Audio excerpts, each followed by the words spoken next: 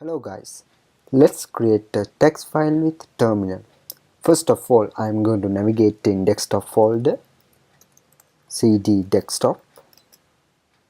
Now our text file will be created on our current path is desktop.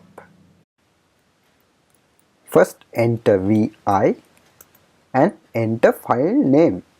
I am going to choose Udemy and file format is TXT, Udemy docs TXT.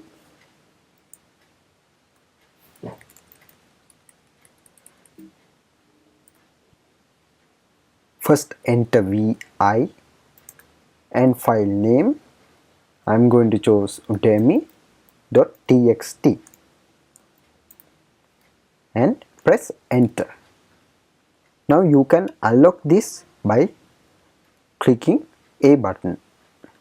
Now you can edit this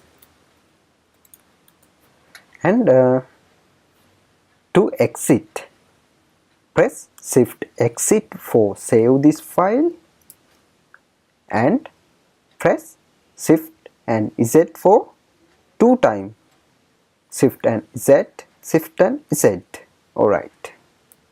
Now let's run our text file. This is our text file. There is also our text.